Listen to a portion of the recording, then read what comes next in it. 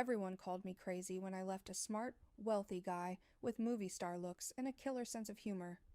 My friends were like, "Are you seriously throwing that away?" Then they learned the truth. I met Mason online. He messaged first. At first, I thought the profile had to be fake. Athletic, perfect white smile, looked like one of those finance bros from Instagram. After a little small talk, he asked me out. We met at a bakery near my office.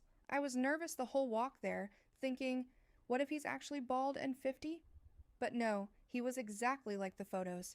The date felt effortless.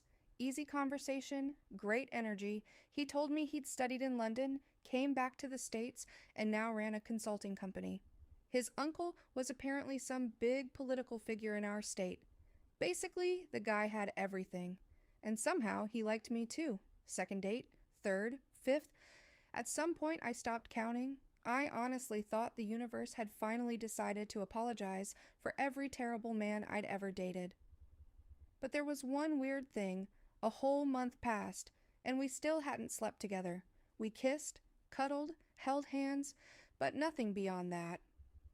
Eventually, I asked him directly, "Be honest, is something wrong?" He laughed. "No, everything's fine. I just believe sex should happen after marriage." I nearly dropped my coffee. Before I could even react, he added, "But don't overthink it. I already know I'm serious about you. Actually, I'd like you to meet my parents." Honestly, that should have been my cue to run. But when a man that perfect says he sees you as wife material, your brain starts ignoring red flags. A few days later, we drove out to meet his family. And that's when everything fell apart. Their house wasn't a house. It was a literal mansion, the kind with iron gates and stone statues. The front door opened, and standing there was this tiny woman. Thin, hunched over, exhausted looking. I assumed she was staff. Then Mason kissed her on the cheek. "Hey, Mom." Her name was Evelyn. She quietly led us inside. At the end of this absurdly long dining room sat his father, Richard. Picture an aging billionaire with veneers so white they practically glowed in the dark. He smiled constantly, but it didn't feel warm. It felt predatory. Evelyn silently served tea and disappeared again like a ghost. Then Richard looked at me and asked, "So, how many men have you been with?" I almost choked. And then came the lecture. A wife must obey her husband. No arguing. No emotional scenes, no girlfriends, no partying. A woman belongs at home, at least 3 children, always calm, always pleasant. "If those conditions work for you," he said with that horrifying smile, "we'll get along just fine." I felt sick. I asked to use the bathroom just to escape for a second.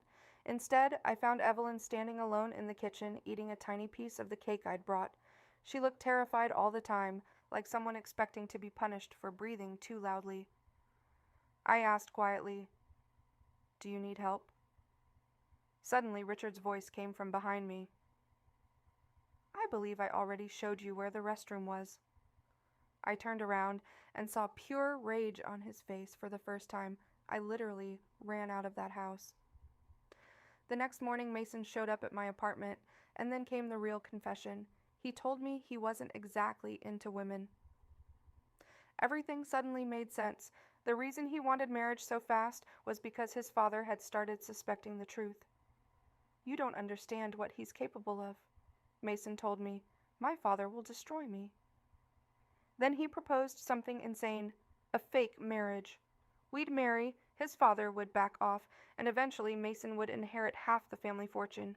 He promised I'd have freedom, money, comfort, anything I wanted. But I couldn't stop thinking about Evelyn. I told him I'd consider it under one condition. I wanted to talk to her alone. Turns out she basically lived under house arrest. Richard tracked everything. Calls, movements, even doctor appointments. Eventually, we managed to secretly speak on the phone. And that's when Evelyn told me the truth. Years ago, she tried to leave him. He had her locked in a psychiatric hospital for 6 months. When she got out, he warned her, "Try again, and nobody will ever find you." I was horrified, but I told her, "This might be your last chance." After a long silence, she whispered, "Okay." A few days later, we pulled off what felt like a prison break. She had a dentist appointment. I waited in the bathroom. We climbed out a tiny window behind the clinic. Mason caught us outside, and we sped off before anyone noticed. We hid Evelyn in my grandmother's rural town, hundreds of miles away.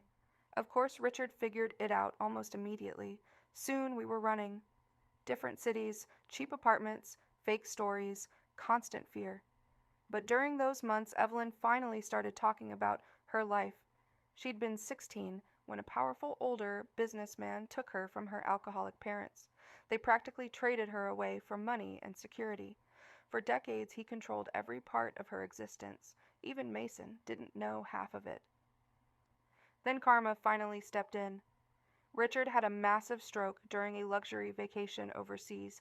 He survived, technically, but lost almost everything. Couldn't walk, couldn't speak, could barely move, and for the first time in her life, Evelyn became free.